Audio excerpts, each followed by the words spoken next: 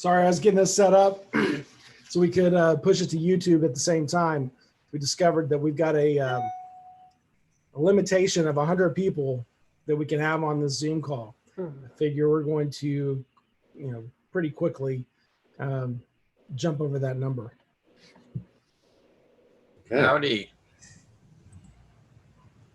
Anybody hear me? Yeah, I can hear you. Oh, what's up with my headphones? How about now? We can still hear you. Yeah. Yep. I don't know. My headphones are not working. How about that? Yep, we still hear you. Okay, there we go. I don't know if my headphones are jacked. Oh, well.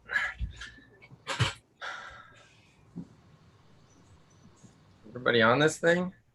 Yeah. Hey, thanks for putting this together. Yeah, you bet. Yeah, thank you. Fun day. I'm looking forward to this because we're just starting with doing more stuff with our lights, so. Let's see, video.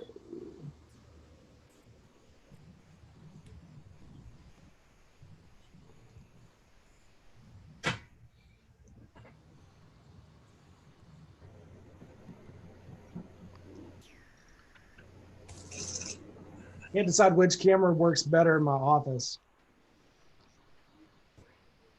I hate looking up my nostrils, but at the same time. The one on my laptop. How's it going? Is that Caleb? Yep. Oh, hey. Nice to see ya. So how did this go last week? It was a bunch of audio nerds? Kinda. Let's see, last week we talked about what? Broadcast support. We had a bunch of video guys on there. Sweet. There you go. Let's see.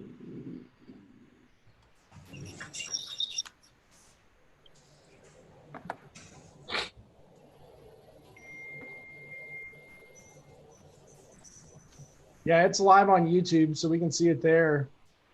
You guys, obviously, if we run out of room, people can join there. So if you want to share that on social media, that they can.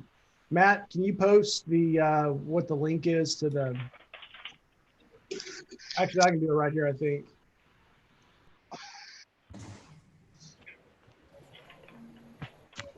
I'm Mr. Beard. Been a minute.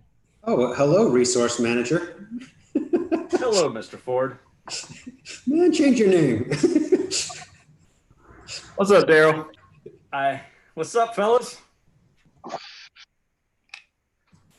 will mock you again for the second time. And the problem is, it's so my account is shared with Brad. Yeah. There you go. I'm Mr. Bacchus. What's up, Sutton? How are you?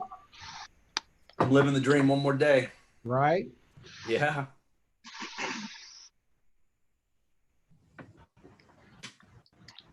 Man, I see a lot of great faces. I see. Oh, Eric Alexander. Hey, buddy.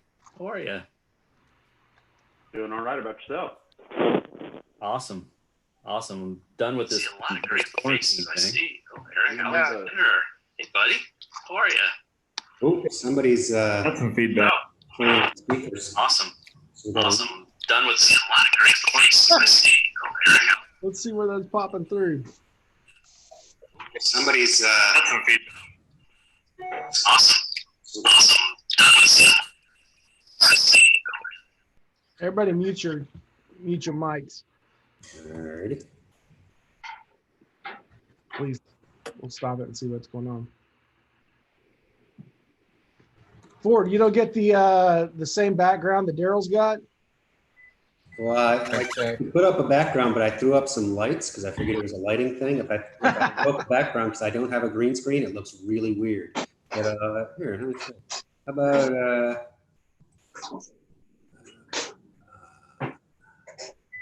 about that one? Yeah. Like it. Hoth? Anyone for Hoth? What's up? You could hang out in the Millennium Falcon. I was going to do this one, and this is my anti social distancing background. All my friends. Maybe sitting on a boat Yeah, exactly. while we're driving down the highway. Or this one. I like this one a lot. That's down in Arkansas. Oh, that's nice. I'm going to go ahead and choose.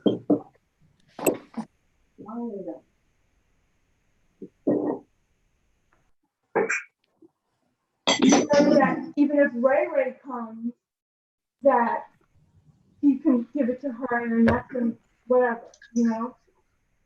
So I'm like, okay, well then come, it's fine. And so they just come anyway. I'm like, I'm not gonna go the like that's not the whole point.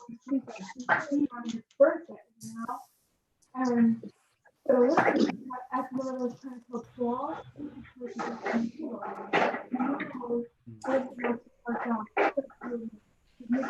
something that was just said. Since Gregory and her started dating, meanwhile they haven't really seen each other since. Which doesn't make sense. I don't want to say it. But about us? Greetings from Long Island, New York, all.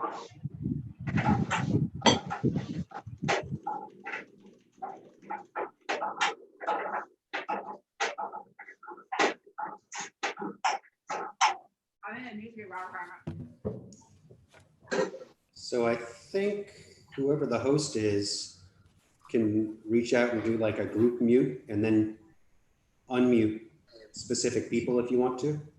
Is that you, Greg? Yeah, I think so. That might be just so, you know, we're not picking up folks' family background noises and stuff. Yeah, I was looking for where that, oh, let's see, right there. That's muting me, which I'm fine with that too. In your participants panel.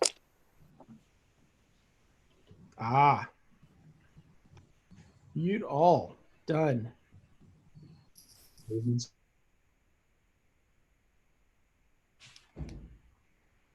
Awesome. All right, then just individual managers or individual panelists can unmute.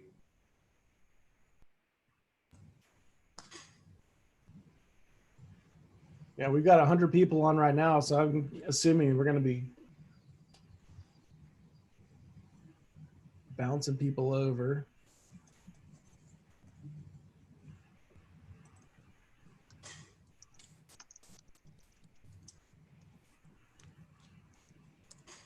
Yeah, we'll give it a couple more minutes, about 5 more minutes. We'll get kicked off. Make sure everyone's here and joining in on YouTube. We are full though, for sure. So if you saw this or sharing it, or your team's trying to get in and they're not able to, share that YouTube link.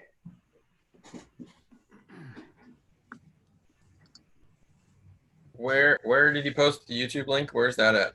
It's in the chat. Oh, the one on the top. Oh, got it. You go to the Zoom group. Yeah, it's the first one in the chat. Gotcha. Perfect.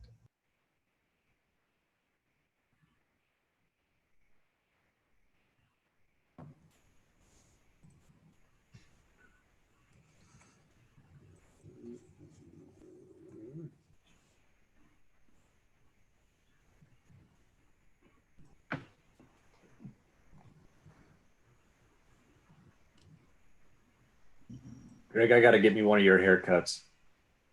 It's pretty good. Yeah, I had to go to the politician part because I can't get into the barber. So just give it the summer cut. Yeah, well, I've been wearing a cap, but I figured I probably shouldn't today since we're doing it. At least you're wearing clothes. For this call.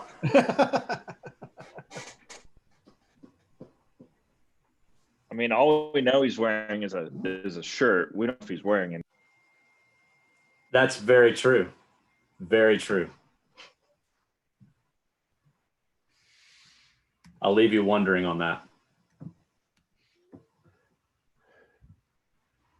So guys, I hate to have to sacrifice somebody, but we've got a couple of guys that are on the panel that we need to get in we're having to, and since we're full, we're going to have to send some people to YouTube.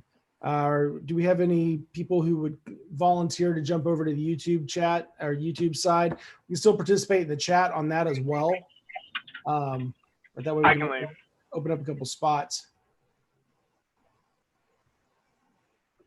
You will not be forgotten over there, I promise.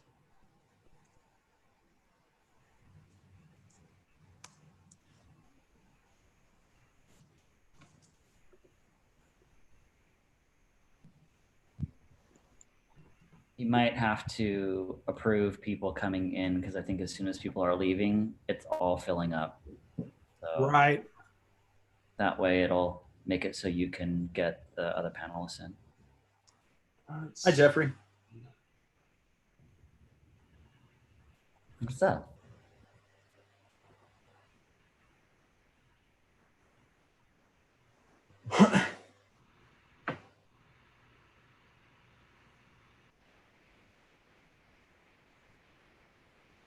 I'm not sure how to do all of this. Let's see. I don't see Daniel yet. Let's do this. I'm going to We got enable Paige. Hello. Sorry, sir. Am I allowed What's to up, be man? here? The deputy? Yep, doing good. How you doing? How are you, sir? Doing good, man. Quite well. Good, good. Mr. Page. It's been a while. Hey, Jeff. Been a little bit.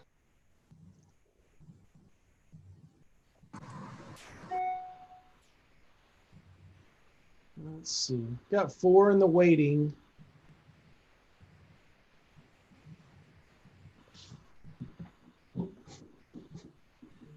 As I see people, then we'll jump them in.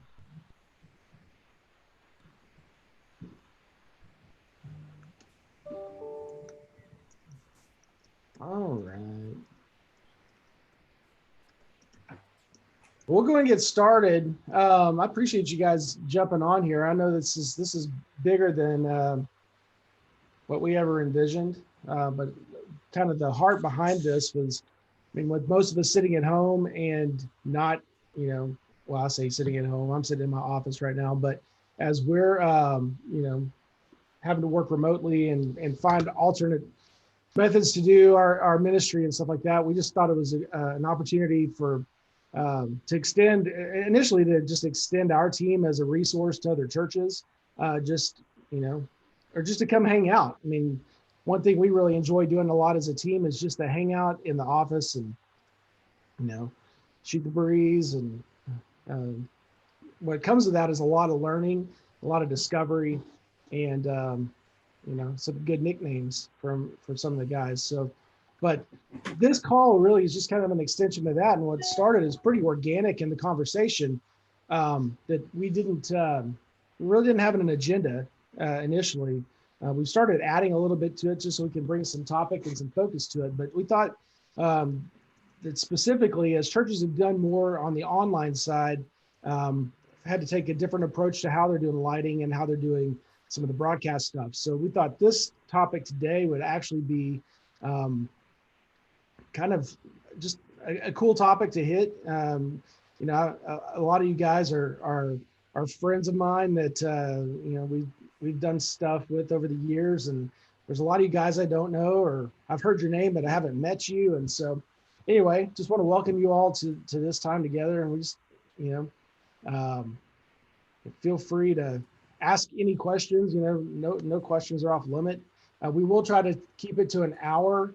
Last week we went a little bit longer. We had a couple of people show up late and had some really solid questions at the end. But all in all, we want to respect your time. I know that some of you guys have probably got recordings you got to do and get ready for the weekend. We just wrapped ours up. We had an all staff meeting this morning that we had to do. So anyway, we're prepping for the weekend and kind of getting ready to go as well. So anyway, we'll kick it off. Matt Morgan has kind of been the moderator for our team. And he's got a list of questions and things that people have submitted, and some ideas and some things that we bounced off each other. So I'm gonna hand it over to Matt and let him run. Matt, if you want to introduce the guys that we kind of identified as wanted to speak to the panel and go from there. Definitely. Yeah. Thank you guys for joining. I think I've been able to talk to most of you who Greg invited, and I got to reach out to some other folks as well. So we have Josh Beard from Visual Edge, who's one of their visual designers. Jeff Atkisson from First Baptist Church Orlando, who's the director of lighting. Daniel Connell is supposed to be on the call. I'm not sure if he's in or not. He is the production designer and runs Daniel Connell or Connell Productions. Matt Hemmele. I'm sorry, I'm mispronouncing your last name. Hemmele. So I was on it. He's an ABL tech at Elevation Church, also programs for them. Daniel Page is production designer for Fellowship Church. Jack Dorward from Central Church in Vegas, he's here. He's their lighting designer. Alex Fuller from Fuller Lights, and then we also have Daryl Sutton and Ford Sellers from Chauvet who are joining us. And we've just asked them some questions that we've been getting. And I also mentioned our team. If you see any of us, we have Life.Church tech in our names. You guys wave if you're a Life.Church guy. So we have also our techs on here as well, who you can feel free to reach out to at any point. But we've just been getting a lot of talks from a lot of different people. It's great to have all the fun gear and whatnot that the larger churches are able to kind of use on a regular basis. But even we've had to shift our focus on how we use that gear and how we operate. And I know all these guys who are on the call have had to deal with that too. But then we've also had the extreme of smaller churches who are using an iPhone or whatever they can get their hands on. And one of the biggest topics that we haven't covered yet that I know Greg and I were super excited to talk about was how important lighting is in shooting with video. So all these guys who are joining us today, they kind of got some questions from me ahead of time. And this won't be super strict to a schedule or anything like that. So if you do have questions that you want answered, feel free to put it into the chat either here or on YouTube if you're joining us there. And some of our guys will be just looking over those. But let's see. Let's kind of start with some church guys. So Matt, Jack, how have you guys been doing during this time? And can you kind of share some of the challenges you guys have been dealing with? I know normally your productions are super heavy, really big lights, a lot of movement. What's that kind of look like for you guys? And have you scaled back at all or anything like that? Matt, you want to kick that off, and we'll go to Jack. Yeah, we haven't really scaled back anything, even from like programming standpoint. I think we pulled back a little bit from like a movement standpoint, just to not light the room up as much because we got pipe and drape up to cover up the chairs.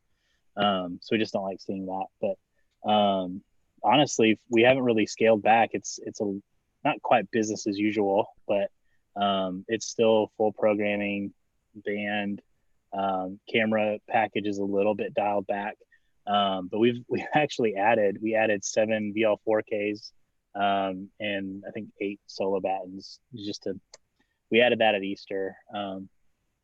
So yeah, it's one of the things that was established very early on when we kind of went into this format was we're not going to scale back from it's kind of fighting that snow day mentality. And we just love the feel of our live experience. And I think Pastor was very, very passionate about, I want to preach live and I want it to be a live experience. So we come in Saturday, we do a run through, and then Sunday we come in and do the thing, and we're live at the 9:30. So I don't know if that answers your question. We just haven't really scaled back. It's kind of been business as usual to a certain degree. So yeah, that's cool, man. People. Jack, yeah, for sure. We're in the same boat. Jack, have you guys had any kind of shift in how you're approaching the weekend or whenever you guys are shooting? Yeah, I mean, for Easter, we had a lot of conversations about this, whether to go through with like our our big stage design and all that, because we were going to change everything.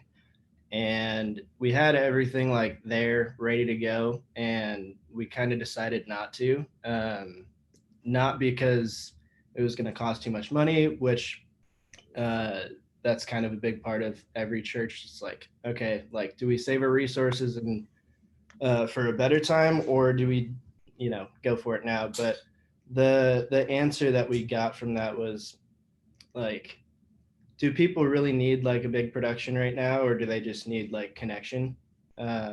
So that's kind of what we've been keeping in mind. It's not like we haven't really scaled back per se from what we had up after Christmas. We've kind of adapted it to fit the video side better. So everything's lower. All the trusses are trimmed super low. All the video walls super low around the whole band. Like, there's an emphasis on band backlight, band side light, key light, obviously. But as far as scaling back, like programming, we're kind of in the same boat as Matt. So yeah, there's not that much that we've changed other than adapting everything on stage to fit for video. Yeah, we've been the same. We haven't really changed the look much. But there's definitely been programming differences, and we'll get to some of that too when we start hitting some of the guys like Daniel and Alex. Jeff, I know we were talking earlier this week, and you had shared some photos with me of how you trimmed down like your lights and whatnot too for some special shoots. Have you guys been just kind of shifting your focus to and making it a more intimate feel for the viewer online or however you're streaming things? Yeah, I mean, I think we're kind of like the other guys as well. I mean, if anything, we have some satellite churches that are in schools, so they've come, and so we're also doing their stuff. But we dropped our main grid because we have really tall ceilings and kind of shrunk the stage as best we could, and we don't have to worry about, at least at this point, about a choir and an orchestra, or our main IMAG screen, so it doesn't matter. We can go ahead and just like shrink everything down so that it's optimal for the cameras, and then we're doing more actually than we were doing before. So it's kind of what's the thought? Like, what's more? What does that mean? Well, under normal circumstances, we would just be doing our normal weekend services. We're kind of doing that hybrid model. So at least right now, we're trying to follow that social distancing guidelines so that we have less than 10 people on the stage. So we're recording our bands, and normally it would just be our normal weekend services with a traditional at 8:30 and then contemporary at 10 o'clock and 11:30. And now we're actually doing our normal John Young campus stuff plus our Horizon West campus stuff. And then we've actually added our Spanish service as well. So we've actually increased what's happening in our main room because that's where all of our cameras and everything else are. So that's kind of been our take on it, to try and... Yeah, we're in a similar boat. We were talking about it today. We broadcasted a all staff event that we're supposed to be in person with our entire staff comes in for it, and it's like first or second time I think in the church history where we've had to broadcast it. There's something really cool about it and special, but Pastor Craig even mentioned how, man, we've been doing, basically Pastor Craig can't travel, so we've been taking on a lot of his obligations to be able to stream it, which has gone into a ton of different things. A lot of teams working together, and so it's constant. So we definitely get that. For you guys who are specifically like the church side of things, and don't have like that ability to have all the lights, do different designs or anything, what are some tips that you guys could give the churches who maybe have some lights, maybe are acquiring lights or need to get some lights? Like what would you guys kind of suggest to the churches that are maybe they've been doing IMAG but not broadcasting, and so they haven't had to work with a video director to find a balance in color or work with anything like that? Do you guys have any just tips for anyone? Daniel too, at Fellowship, have you guys played with that at all, or had to get some more attention to detail? Like anything you could give folks who are joining with us? Yeah, one of the things that we did the first week, because it kind of going into this for the first weekend, we were going to go live. We had made the determination we're just going to keep our doors open.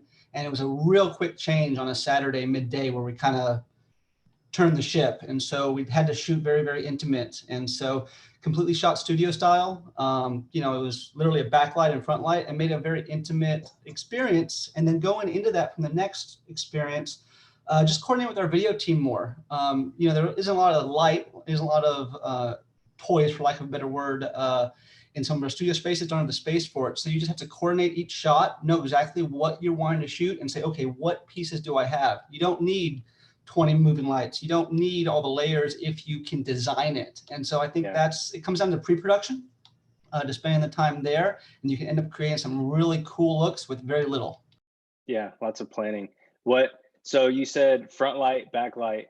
I would bet money that there's some folks who are like, what does that mean? Is that a physical light? Could it be natural light? What's that? What are those things? Could you kind of give like a explanation and then the need for those, why those are both important? Yeah, it's a great example here. For example, when I started doing Zoom calls, I realized my office looked really poor, really, really dark here. You know what? I got on Amazon and found a $10 little USB light, has a bunch of different settings. Hey, I can even change color temperatures. Look at that. And really dial in that look to be able to do different things. I am fortunate enough where I have HomeKit and I could actually turn up my backlight now if I were to grab my ceiling fan. Wasn't planning on this, 1 second. And oh, hey, I turn on my backlight. And so it's those little things. It doesn't take much. It takes being creative with it and saying, how can I make that look better? Well, my face is dark. Let me go find a lamp that I have in my house and see what I can add to that. I think Hillsong East Coast did an amazing job about 2 weeks ago where everybody spoke or sang from their homes and everything was lit beautifully. They may have had light kits and had full equipment, but it's seeing what's around in your house, what can you utilize to make that work. So you can find stuff everywhere. It doesn't always have to have a price tag to it, and it'll work well. Yeah, that's good, man. Someone just asked, like, how do you determine the best position? Is there anyone who wants to kind of just jump in, talk about what that looks like? Like, what do you guys test, or how do you know? That could be in the shadows, or a lot of it, I think, is just kind of like, what's your preference on color temperature, different things like that. Yeah. But does anyone want to jump in? Yeah, I think you nailed it there with preference. I think some people are afraid of lighting where they're not sure they want, obviously, to make it look better than what it does. And I think that's so easy that you can literally set up a light and put it in one spot and look at it and be like, then look at the camera. Don't like look at it naturally, like with your eye, but look, how does it look through the lens? Like, how does it look through the camera that's taking the shot? And, oh, does it look better or worse? Okay, move it over, move it up, move it down, change the color, like play around with it until you feel like you get the shot or the look that you're going for. And I think a lot of it is trial and error. I think obviously there's like rules of thumb, like you want this angle and all this stuff. But I think right now, especially with all the stuff that's going on and everybody is doing it differently, it's kind of a great place to be where you can experiment and kind of get a look that you like and you feel like represents your church and the culture of your church well. I think is the more important than necessarily having the perfect angle or the perfect light fixture.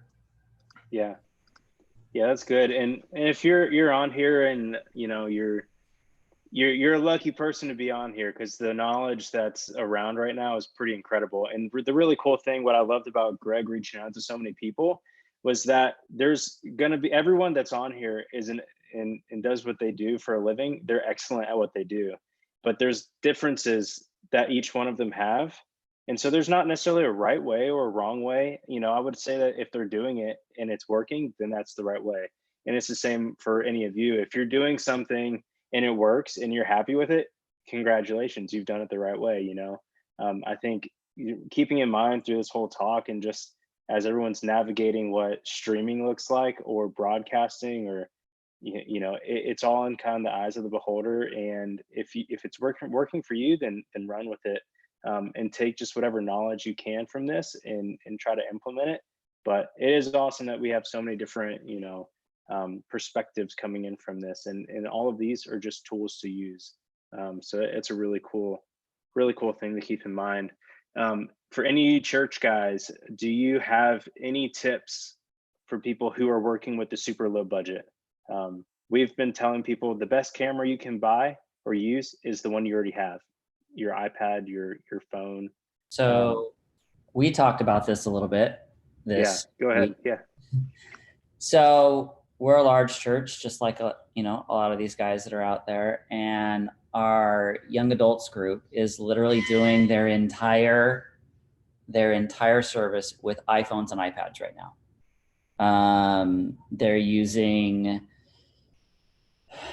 They're basically using an iPad and then pre-recording on their iPad and then turning around and then using OBS that you would normally use for like Twitch stream, game streaming and stuff like that, which I believe is free. And then they're switching live on YouTube. And so, I think a lot of times people feel like, oh my gosh, I've got to have all of this gear to be able to do ministry. And the truth of the matter is if you feel like you need to have all this gear to do ministry, we might be in the wrong mentality there. You can reach people with, and I would say these guys are using ambient light. They're not using any additional light. We're not sending light kits out. We're not sending edit bays out. We're not sending cameras out. Like they're literally, I sent Matt a picture. He's literally got like this cut piece of 2x4 that he's holding his iPad up with. And then they're just putting it in Premiere or iMovie. iMovie's free. And they're turning around and they've got like 300-400 people that they're reaching in our young adults. So it's awesome. And they're not worrying about, I see something about color temperature and stuff like here. Like they're not worrying about color temperature. They're not worrying about anything like that at all. It's how can we reach the people and how can we make them feel comfort in a time where they're nervous and they're scared and they need to see their pastors and they need to see those that love them. And at the end of the day, that is the goal. Yeah, that's really good. Any of you other guys have any quick tips or just have you been helping out? Yeah, I had, so speaking to like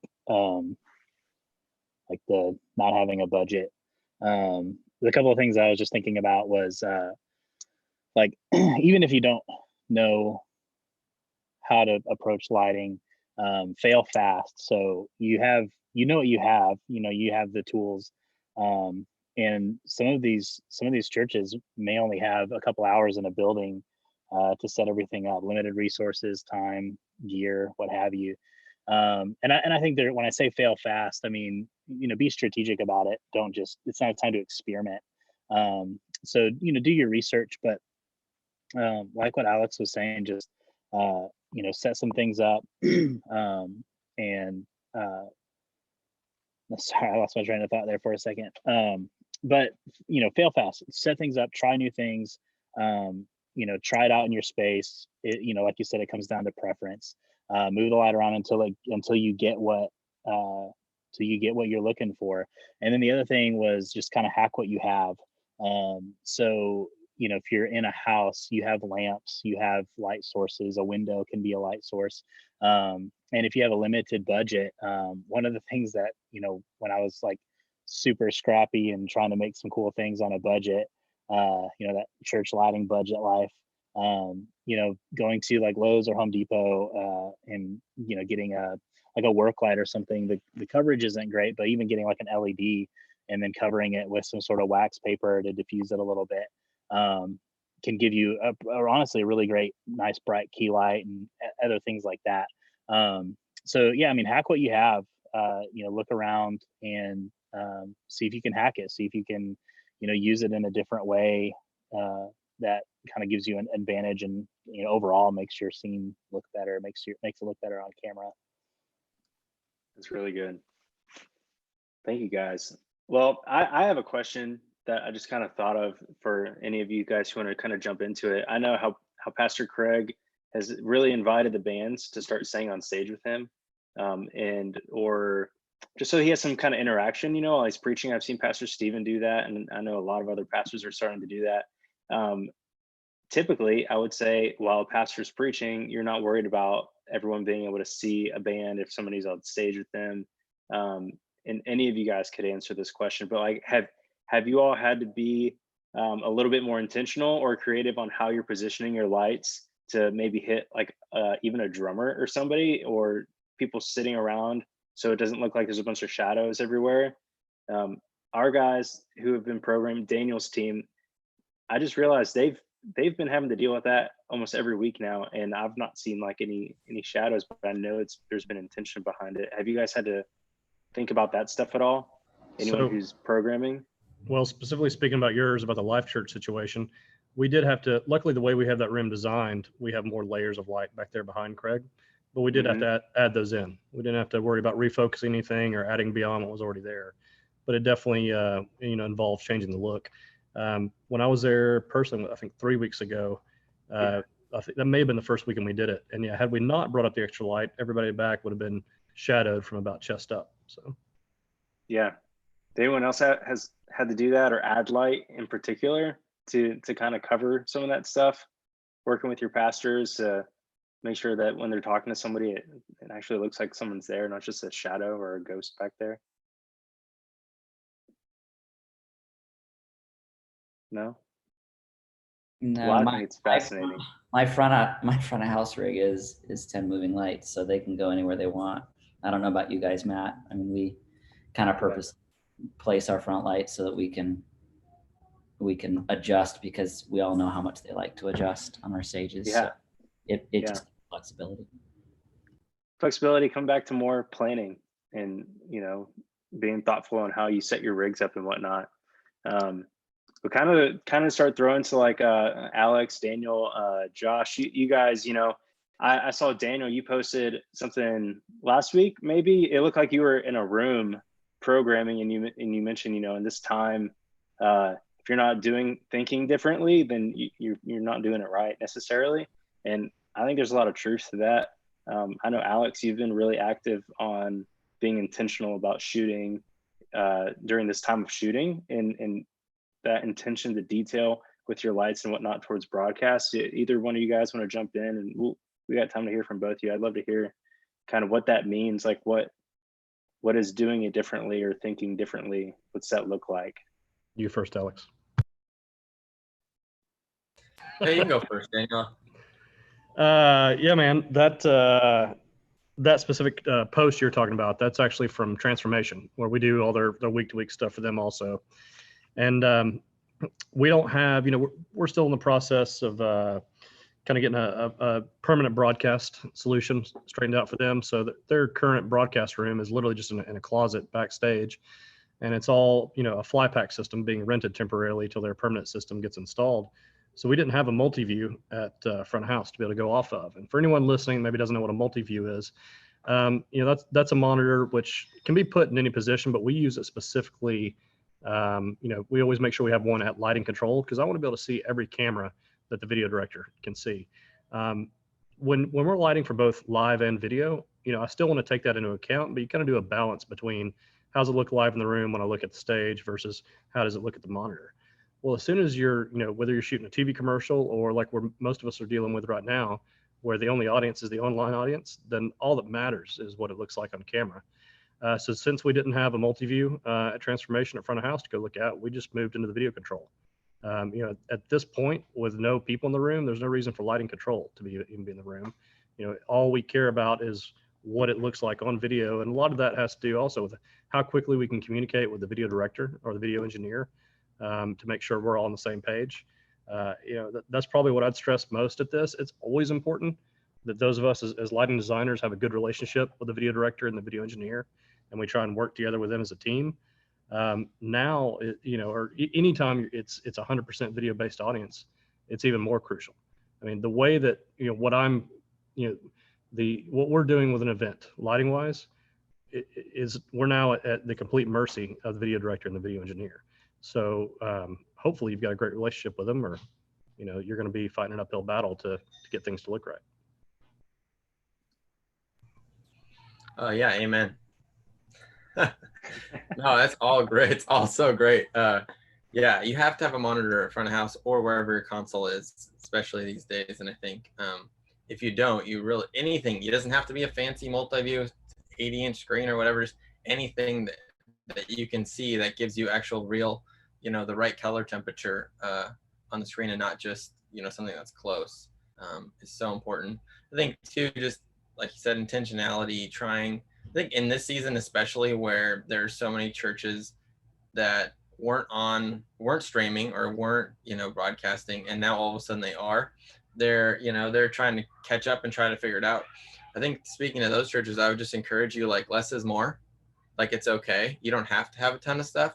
And, sometimes the simplest things are so powerful, and you don't have to worry about all the extra steps or extra lighting and all that stuff. But I think that the relationship between your video director and the lighting director is so crucial, especially this time where you can purposely set up shots or purposely place lights that are not moving lights. Maybe it's just a static fixture, off to one side, and then you can keep going back to that shot, or you can set up a few different shots that then, your video director knows he has, these 3 or 4 shots that I can go to this with this look for that song or whatnot. And so setting those up in advance and like working through that, if you have time, is so key. Like, hey, put someone there, someone on the camera, work on that, look at a screenshot. Okay, should be a little brighter, a little darker? Should we change the color? Like, play around with that and know exactly what that shot's going to look like before it's just like, hey, we're going there live. Like, take the shot. And like, if you haven't seen it before, you should not be taking that shot. And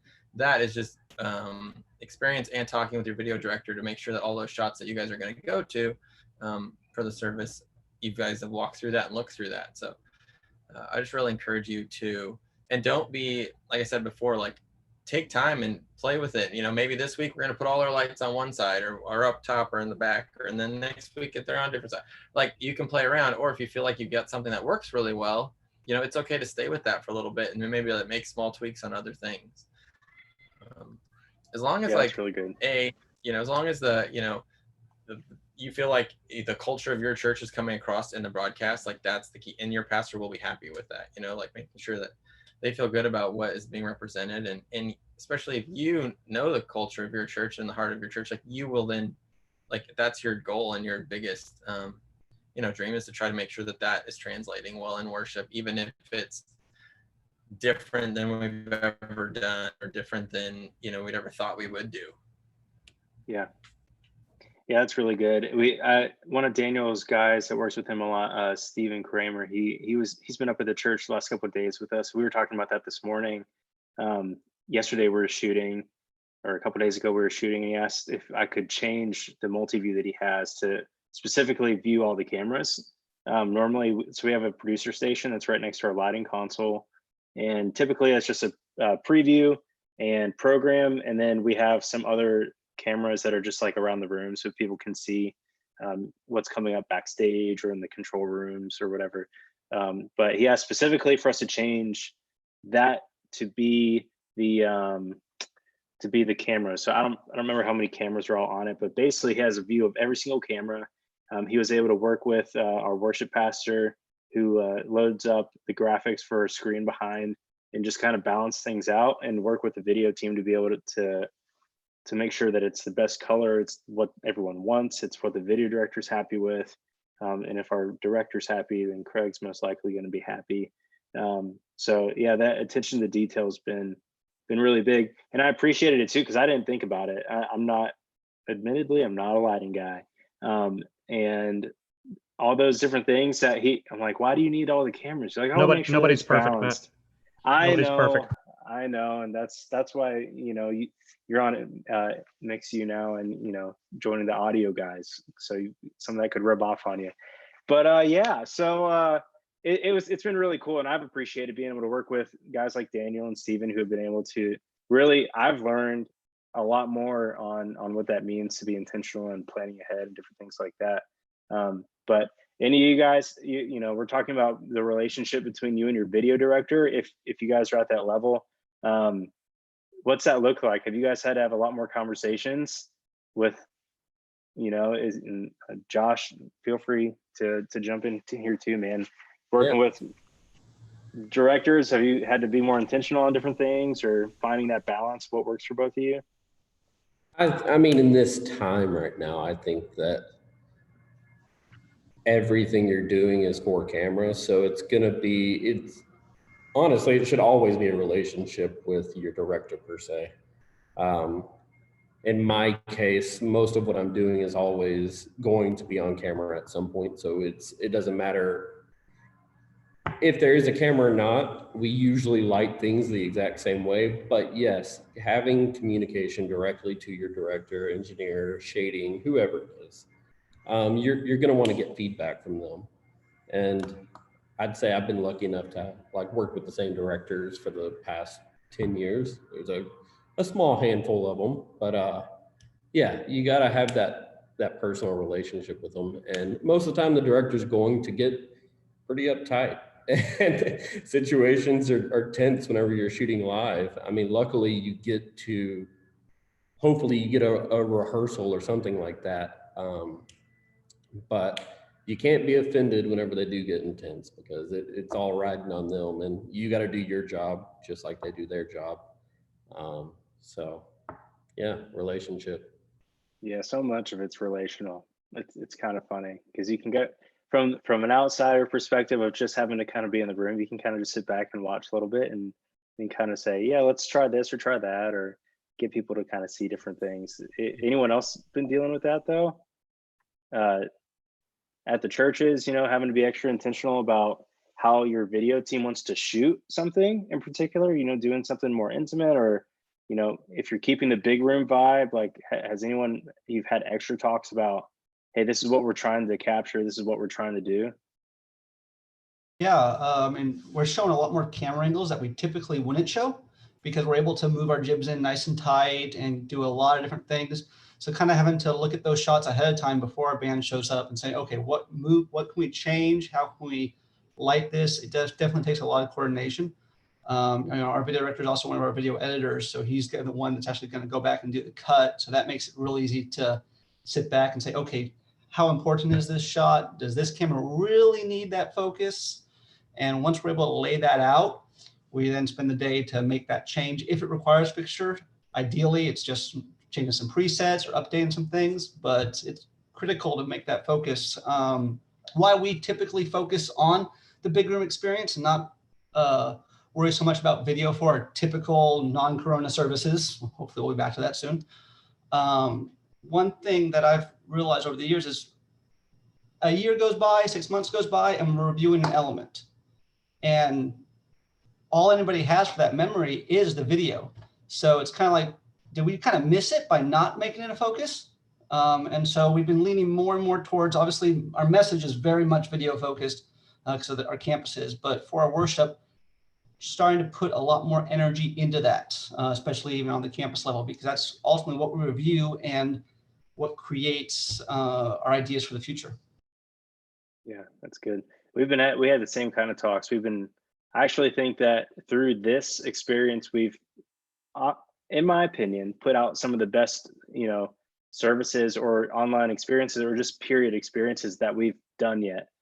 Typically we like a really clean stage, so we don't have people on stage. Something I really like about watching Elevation is like the up close shots that they got on stage, different things like that. We don't so much do that, and it's just preference of things. But through this, we were kind of all able to sit around and like, let's have a talk about it. We're in an empty room. We don't need to hide that we're in an empty room. If someone sees an operator or a camera man or something, no big deal.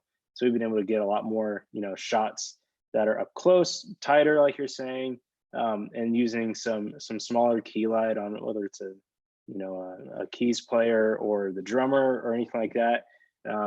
Even that, I remember Monday, Tuesday, whatever day it was, working with Steven this week on repositioning some lights because it wasn't working with video, but we still wanted it because it lit the drummer up well, different things like that. And it's been a lot more focus on what those things, the attention to detail. I think like Alex was saying, don't take the shot before you test it. A lot of that was found out in testing with the band on stage. And a lot of times I think we can set things, and I know some other pastors who, they can come in and just want to go. And so you're kind of up to the minute and being ready to go. You're like, yeah, I'm ready, but shoot, I didn't put somebody in the place where he's actually standing. I think that's a big thing, being prepared, having the relationships, and just being able to be honest with people, like we need to test this first, different things like that have been really beneficial for a lot of people. Yeah, I just want to add something to that. I feel like right now as a whole, like the capital C church, like you will never have this time again to try as many things as you can. Like there's so much freedom, I think, across the board at churches, because everything is shooken up. Everything's changed. Everything from what we thought that it was always going to be like this is now changed. And so if there was ever a time that you wanted to try something or pitch something or run it up the flagpole or try it, I would just encourage you, like, now's the time to try. And obviously don't do it live. And if it's on the edge and you're not sure, like maybe weigh in and get some wisdom from somebody else and say, or do it, program it, save it, whatever. And then as your pastor comes in or whoever, your director, whoever, say, hey, I'm thinking about something like this. What do you think? And show them it before it just like goes live. But I just encourage you to maybe like think outside what has always been done and what everyone is doing. And because I think now there's so much grace right now because everybody's trying to figure it out and kind of make it their own. Can I speak into that, Matt? Yeah, definitely. Or I want to ask a question. And I'd like for all you guys to jump in here because I've had this conversation with many individuals. A good friend of mine 4 weeks ago, his church, small church, they never had plans to do online streaming, capture, nothing. They had a camera, and that camera was just used for, the occasional special video clip or something like that they needed to shoot. Move forward 3 weeks being forced into only being able to do online streaming. And they've done very random things, kind of the lobby shots, the teaching from the office. But now he's looking at going, I think we probably need to, beyond the situation when we come back into gathering in the church building, we still have an audience that we've kind of created an appetite to sit at our table online, if you will, and they may not attend here physically, but they still want to attend online. And so we're feeling like we're going to have to balance, serving both of those. In other words, their vision has expanded a little bit. What advice would you guys give this type of an individual of when we're adding 1 or 2 cameras into our weekend service so that we can do streaming? Like, what are the important things they need to think about from a lighting perspective in your experience? Because the scenarios I'm thinking of, they don't have, the video guys. They don't have really the lighting guys. They have some operators. So what's the thing that, a smaller group can just kind of focus on 1 or 2 points just to make sure that lighting supports what they're trying to do video wise moving forward? Yeah, any of you guys jump in to speak to that? Yeah, one of the things, the first thing we need to focus on is our pastor, right? Is making sure that he is lit well. In the early days of Fellowship Church, back in the late 90s, early 2000s, our pastor loved to roam the room. And we just did not have the budget, the resources to light the whole space for broadcast quality. So we invested in some follow spots real quick. Now, obviously, this is a much larger scale. We have a 4,200 seat room, large ceilings. But in that standpoint, what's the style of your pastor? Do they sit down? Are they going to be like Willie back in the day, where they're going to be very stationary so you can light very isolating? Are they going to want to have this area lighting? And how can we make that great first? Don't worry about worship. Don't worry about the other aspects of your service. First, focus on the meat of the message, because ultimately that's what we're here to do, right? And if that message doesn't get out, if it's a poor experience for that portion of your service, nothing else really matters. Yeah, I fully agree with that. Any of you other guys have anything you want to add to that and to answer Daryl's question? I feel like today's cameras as well are really, they allow you to do so much more. You don't always have to sit there and spend huge dollars on cameras. The one thing I would say, I went to a smaller space up in New York earlier in the year to help a group out, and they had like 8 different types of LED fixtures, and they're all different color temperatures. So unless you have a really nice color temperature meter, you're going to be fighting that. So I would say, if you're looking at a space, definitely make sure that you are matching the lighting that is coming into that space. And I'm not saying go out and spend tens of thousands of dollars. I'm just saying try and have something that color matches at least close. Because when you try and take a Colorado one, and then you're trying to take another fixture, and then something else that you got a few years ago, and you try and match all that together, you've got weird colors. I think LED in general is amazing, but I think it also creates some unique challenges to things that that we haven't necessarily had to deal with in the past. We've got blooming that we have to deal with people trying to nuke them at 100%. And if a person doesn't necessarily have hair like me, it's going to put weird splotches on their heads and stuff. So that's what I would say is, and I agree with Daniel 100%. If the pastor and the message isn't your primary focus, our pastor is sitting there with his iPhone doing a 12-minute message, and that's what people want to see right now. And I agree as well. I think that we're having we're hearing the same thing a lot of other churches are saying, and that is the church will never be the same if we weren't doing online content as a focus, then we were messing it up. And seeing the power in that online audience is huge. And to Jeffrey's point, I'm actually doing another presentation for USITT next week, specifically on if you've got kind of a hodgepodge of different gear, how do you try to make that work together? Because LED is really specific in its color, just by the nature of what it is. And so it's about trying to take similar fixtures and put them into individual systems. So you can say, okay, my front lights, are all this one, and my back lights are all this one. And if I'm coming with a key over here and a key over here or up here, then maybe I want to try and match those. And it's about just trying to balance the gear that you have, whatever it is, because like you were saying earlier, the best gear to get right now is the gear that you already have. And just figure out how to separate what you have into useful systems.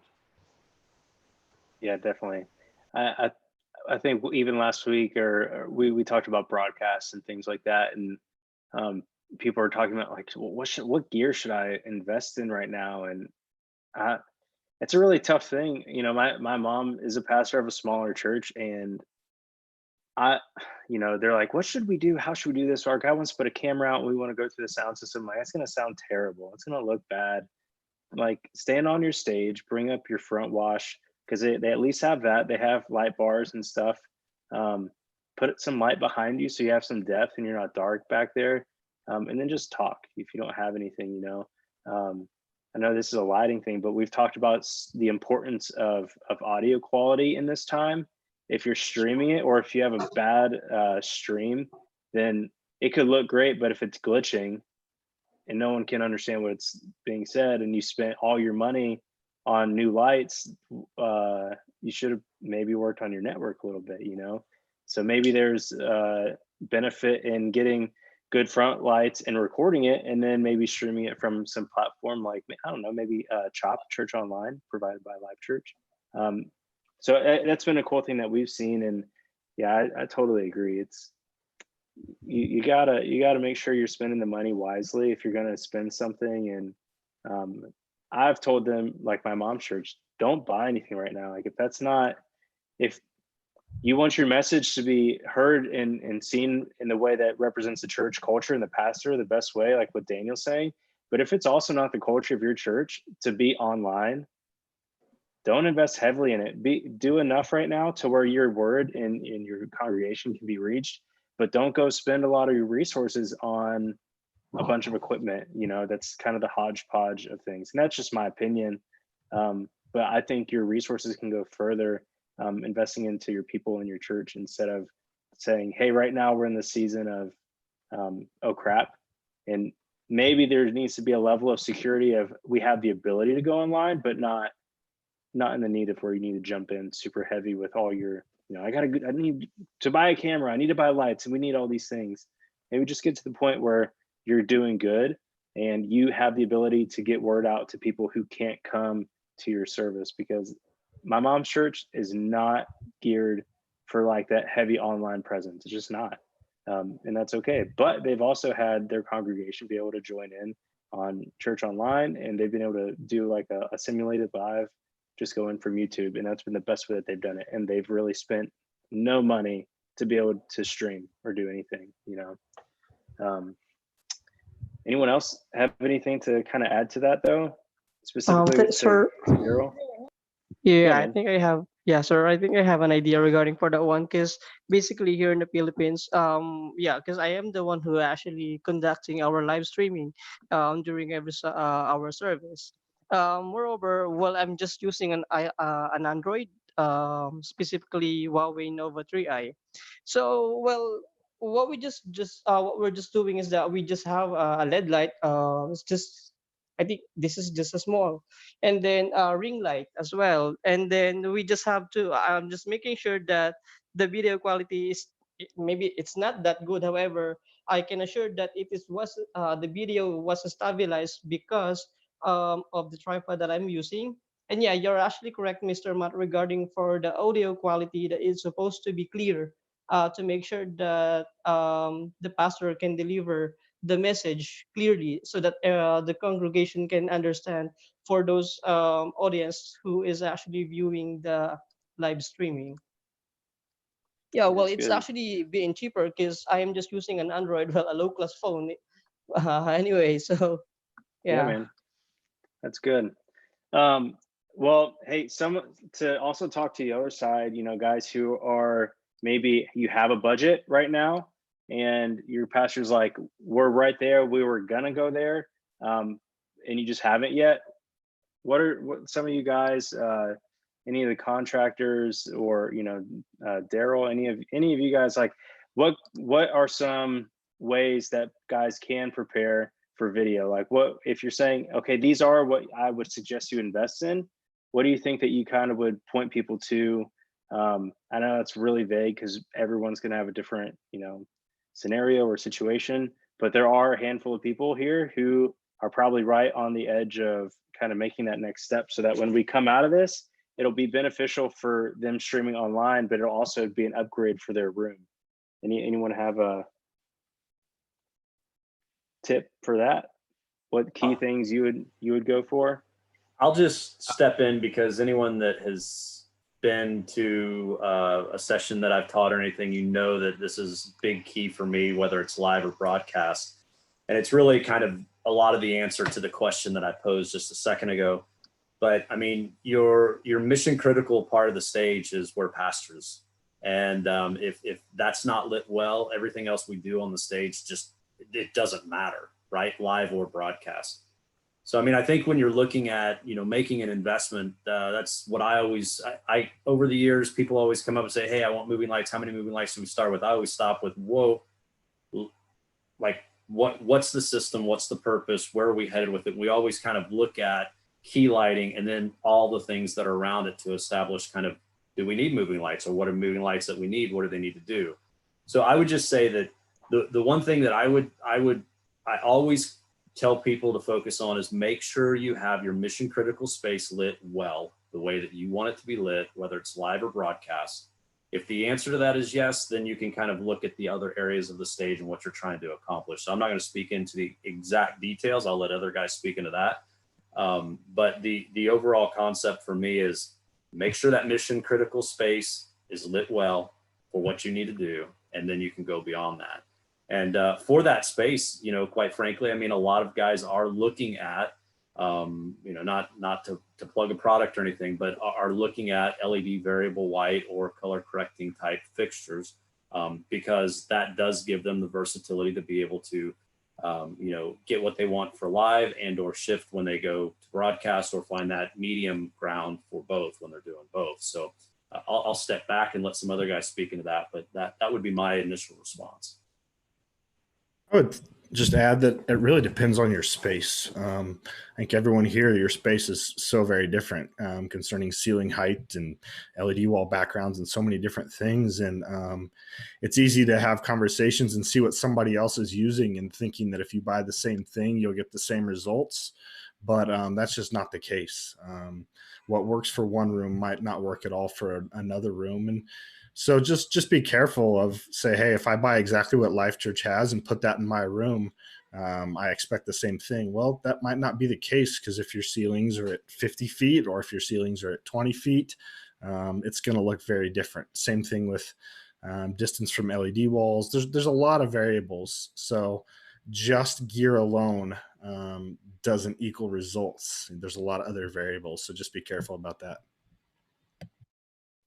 I think the thing to remember as well, guys, is don't forget that what gear you put in also needs to be something that your congregation is ready for.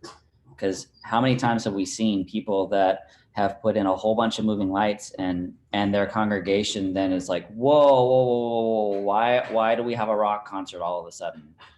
You know, you need to know your audience. It's really important that that you know your audience as well. Yeah, so if you're in that position, kind of starting from, hey, we want to add lights and make them lights that are useful, can give you good texture and atmosphere, different things like that, and maybe start your movement off a little slower, and then kind of move into that space.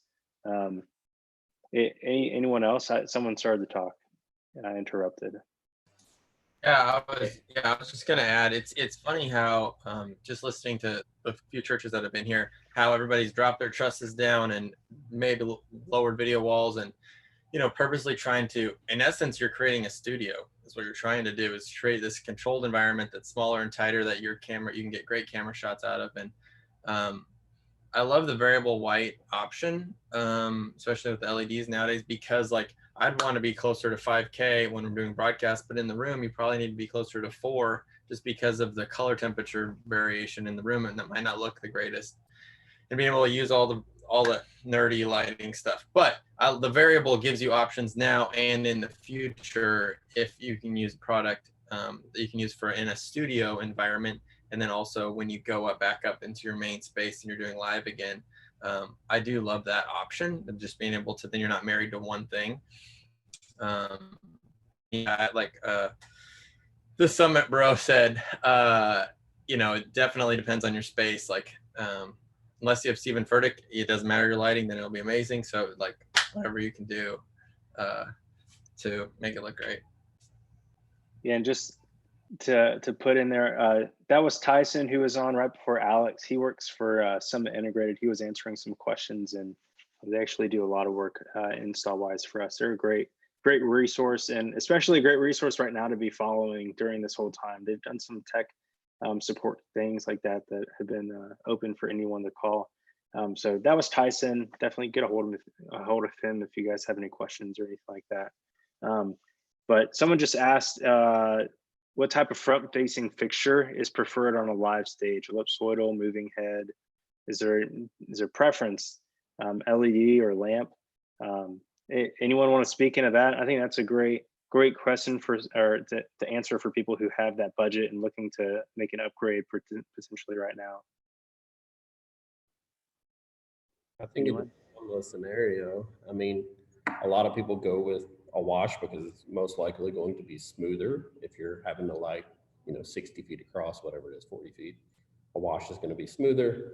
A lot of live shows we do, you just have a follow spot. So it's just going to depend on the scenario. LED is always an option. It's not always going to be the brightest per se, depending on your throw distance. So it's really just going to depend on what your scenario is. Hey, yeah. Josh, off topic a little bit, but I know the answer to this, but I think a lot of people would be interested in hearing about it if you're comfortable sharing.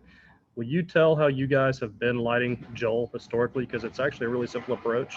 It looks great. I think people would be shocked to find out how simple that is.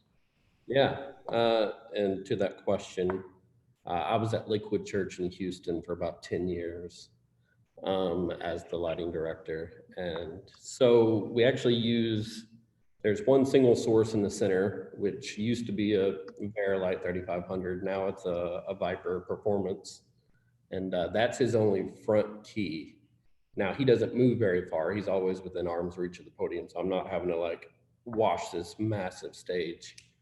But so yeah, one single source. And then if you were to like take your hands, go out 45 degrees, there's a par on each side. We call that a 3/4 fill.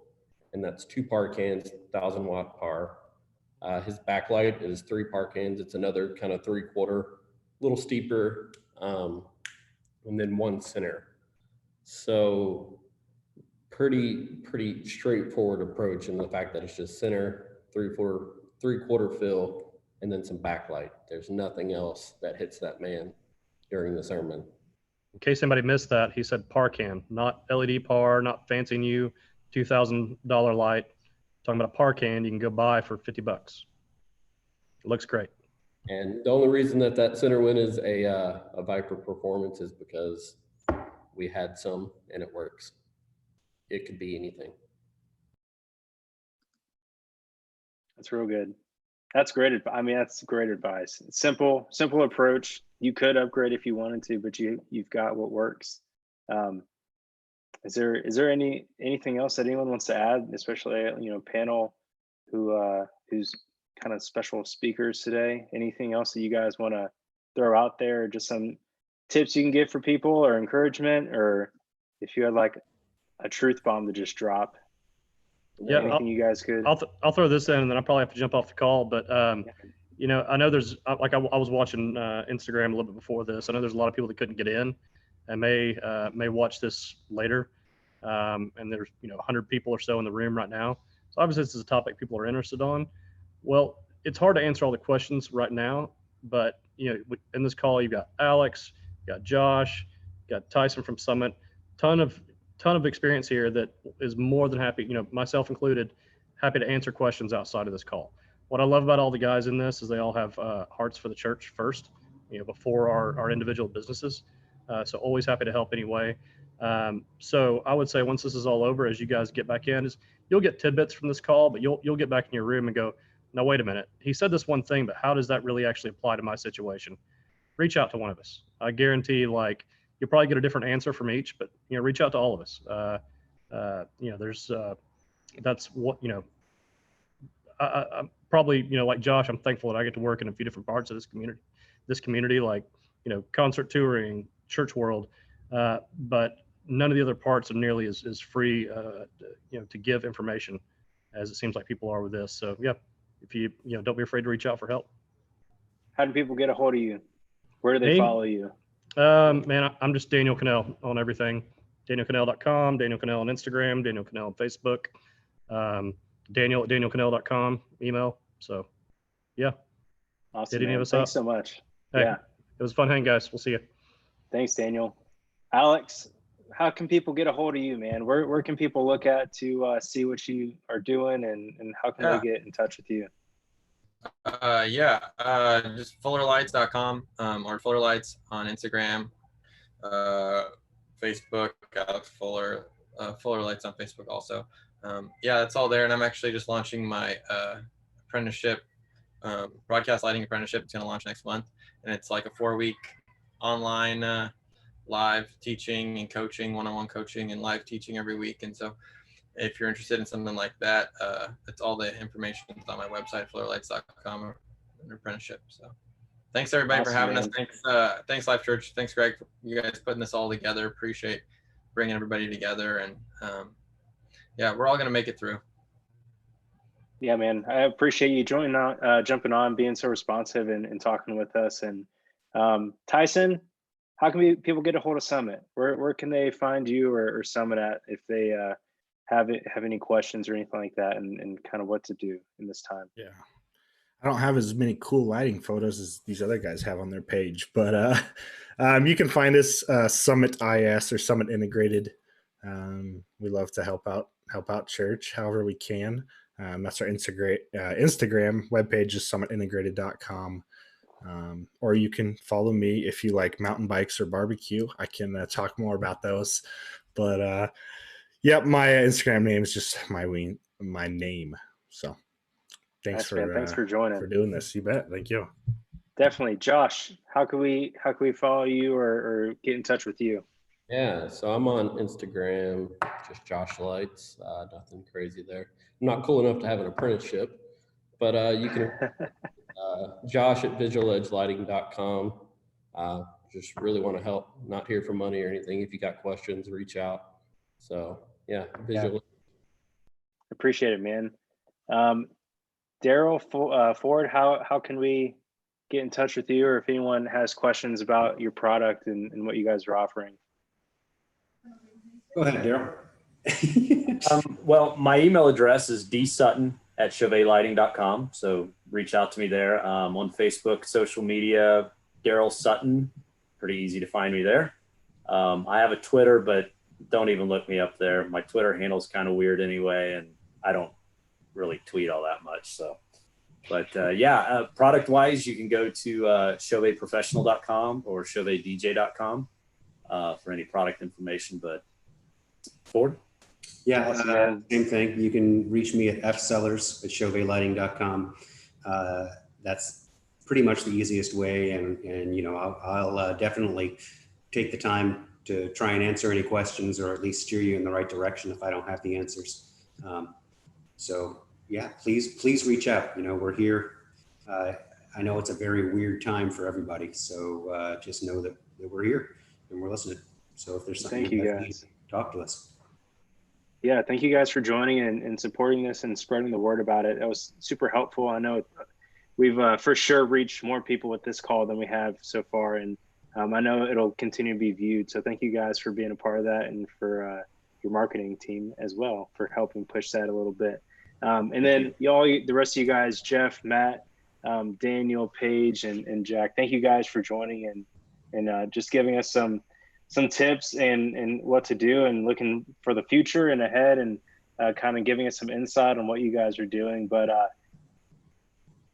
Greg, do you want to close it out? Sure. I mean, we'll be back here next week. Same bat time, same bat channel, 1 o'clock Thursday. You know, just hanging out, talking tech. So I don't know that we've talked about what we want to talk about next week, but I don't know what. Look for our socials, and we'll have something out there by this weekend, and then help us spread the word and come back and jump in on the convo next week. Yeah, definitely.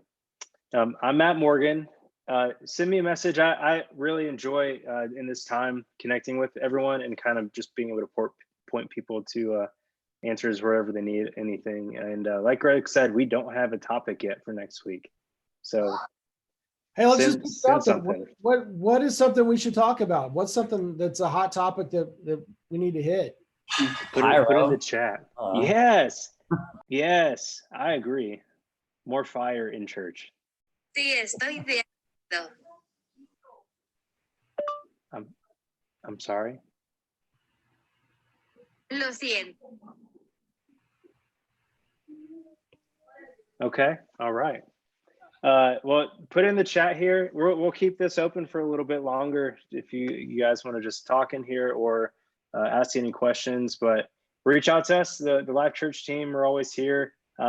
If somebody missed this, it will be on our YouTube page. So just search Life.Church Tech and this whole talk, as well as 3 other talks that we've had previous in the month. They will also be up there. But thank you guys once again. It's been a blast. I appreciate all the knowledge you guys have given, and we'll see you guys next week. Thanks, everybody. See you guys. See y'all. See ya. Bye, y'all. Friends.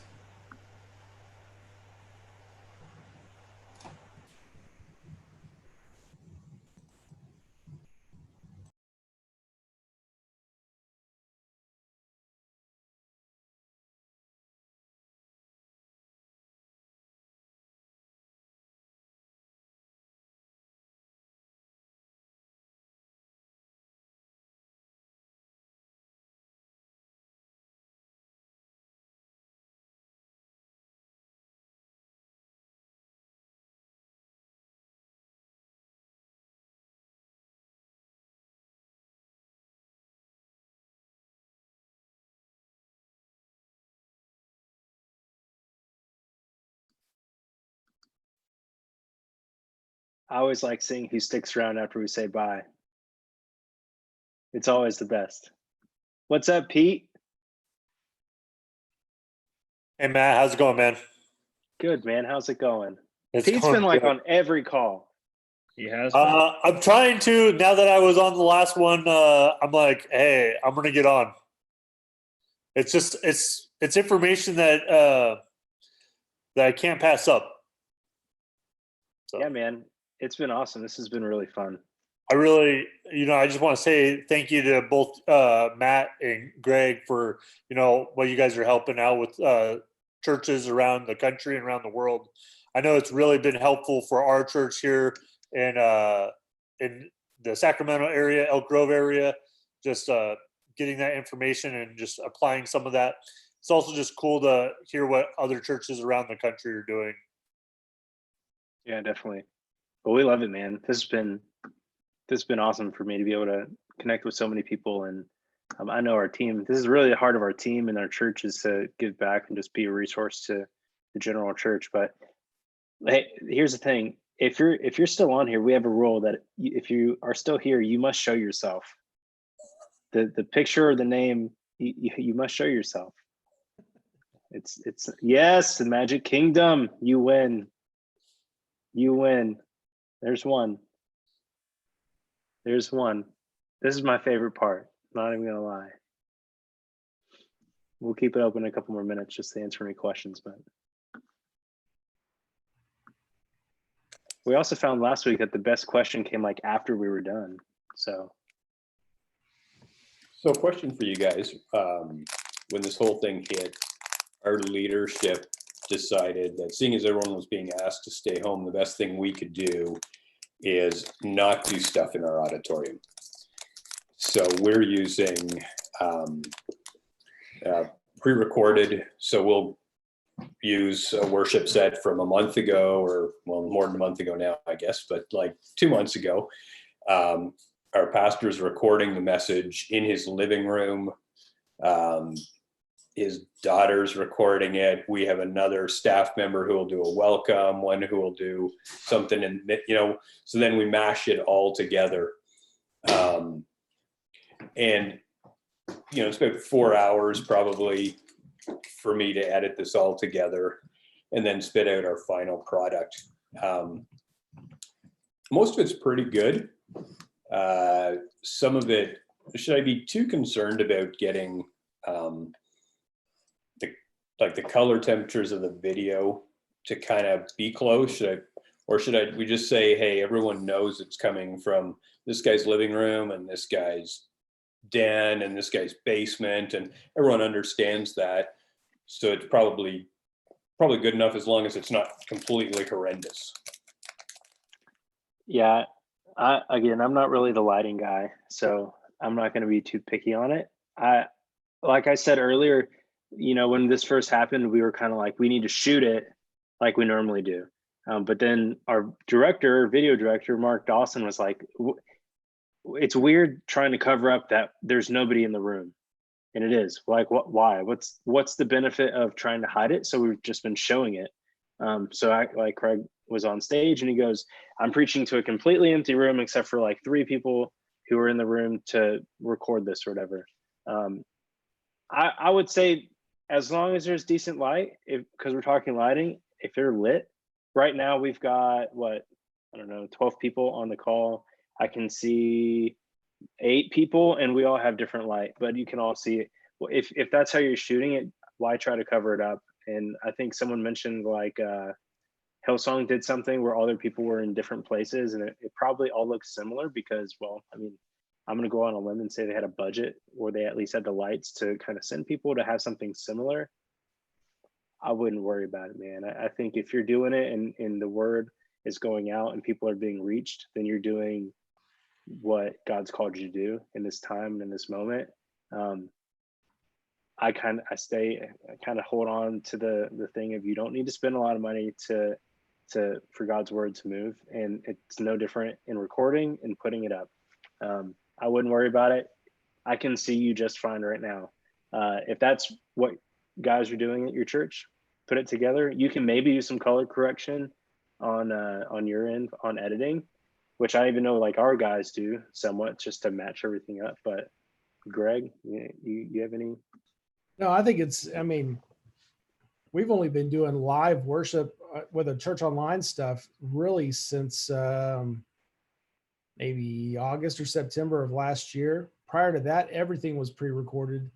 And so we would have weekends, entire weekends, where it was a completely pre-produced church online experience, where it was the message was pre-produced in one scenario, worship was pre-produced in another, it was meshed together and put out there. And, the bigger part of the online community, it really is that it's just the community, and it's making sure that people can connect and that there's a way that you're still ministering to people really through the computer rather than, directly in person. So I wouldn't major too much on the overall production quality. I mean, I think you can major in the minutia, or you can get it where it's what Craig will refer to a lot of as Getmo, and good enough to move on. And it's like, okay, this is what I can give to it and push it out, and just give it your best. And when it's good enough, let it roll. And so, I don't know. I look at it from, we've tried a few different things in this scenario of recording. We brought in some wireless cameras. We've tried some different things, and I think where we've landed is we're back to where we were. There's some things that we're not doing. I think we're leaving, like while Craig speaks, he wants to have people on stage that he can somewhat talk to. So we will keep the band and vocalists around, and it's kind of funny because it's like the, kind of a little bit of old school church where you had the big chairs that were up there on the stage or whatever, and it's not quite like that because they're not as big and plush and whatever. It's just some stools with some people sitting up there, but it's somebody that he can turn around and talk to and give some bit of direct response back that he can feed from. Gives him a little bit of energy and comfort there, knowing that he's not talking to a directly empty room. So, I don't know how long this is going to last, but it's like somebody said earlier, and now's the time to try different things. But in the end, it's going to come down to how comfortable is your leadership and having people in proximity to each other and in a production space. And we've tried to go as skeleton crew as possible. And it feels like this week, I feel like we went more skeleton than we ever have in the prior weeks. It felt a little weird, honestly, but we're really trying to, maintain that, especially in the visual piece where, you're maintaining a 6-foot distance between somebody else on stage. And it's really pretty intentional so that we're maintaining a social distancing approach, but yet still trying to get the most out of the production environment. Some things we've not done is we use the LED wall a little bit for Easter, but we haven't used it much in anything else. Lighting has been less flashy. It's been pretty calm. It's really tried to mesh with more what's the vibe and the mood of the culture. And I think as things start to get a little bit more, people are ready to go, and things start to open up, we start to open up production a little bit too. So that's a whole lot of blah, but Yep. But it just goes to show, the elevation guys, central guys, they're going full bore, and we've scaled it back a little bit. And I watched elevation on Sunday before watching our church on Sunday, and Pastor Steven said, kick something over, because he was feeling it. And man, there was one of my kids' toys was right next to me, and I just kicked it. It was great.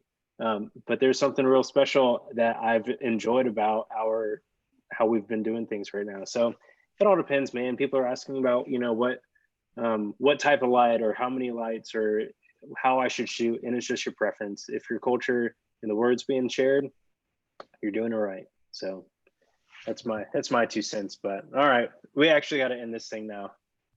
But thank you guys for joining again. It's been awesome. Yeah. Hopefully we'll see you guys back next week. Yep. Thanks, Greg. See you guys. See you guys.